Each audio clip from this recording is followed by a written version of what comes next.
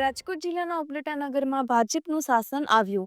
રાજકોટ જિલ્લાનું ઉપલેટામાં એકમાત્ર મહિલાઓને પ્રથમ પ્રાધાન્ય આપવામાં આવ્યું। પ્રમુખ, ઉપપ્રમુખ તેમજ કારોબારી ચેરમેન તરીકે મહિલાઓની પસંદગી કરવામાં આવી। ઉપલેટા નગરપાલિકા પ્રમુખ તરીકે વર્ષાબેન ભૂપતભાઈ ગજેરા, ઉપપ્રમુખ તરીકે જિજ્ઞાબેન વ્યાસ, કારોબારી ચેરમેન તરીકે મિત્તલબેન મયુરભાઈ સુવા।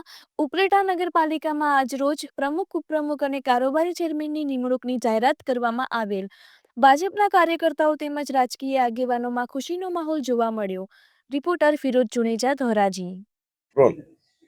આજરોજ ઉપલેટા નગરપાલિકાની પ્રમુખ, ઉપપ્રમુખની ચૂંટણીમાં ભારતીય જનતા પાર્ટીએ મેન્ડેટ જે આપેલ વર્ષાબેન ગજેરા પ્રમુખ તરીકે અને જિજ્ઞાબેન વ્યાસ ઉપપ્રમુખ તરીકે, તે તમામ ભારતીય જનતા પાર્ટીના 27 નગરપાલિકાના સભ્યોએ બહુમતીથી, સર્વસંમતિથી ચૂંટીને મોકલેલ છે।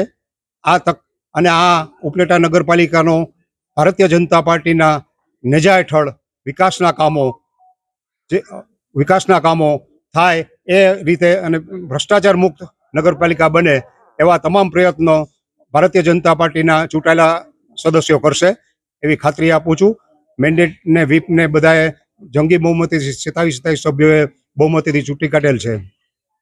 હાલ જે ત્રણ મહિલાઓને પ્રાધાન્ય આપવામાં શું કહેશો બાબતે?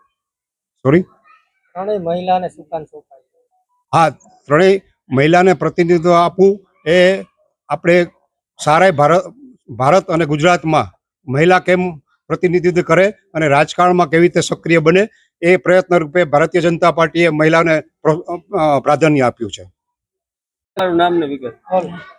હું જિજ્ઞાબેન જિગ્નેશભાઈ વ્યાસ આજ નગરપાલિકામાં મારી ઉપપ્રમુખ તરીકે વરણી કરવામાં આવી છે। તે બદલ હું તમામ સંગઠનના અને તમામ સુધારી સભ્યોનો આભાર માનું છું અને તમામ કામ અમે સાથે રહીને બધા સભ્ય સાથે રહીને કરીશું એવી હું જવાબદારી આપું છું, ખાતરી આપું છું।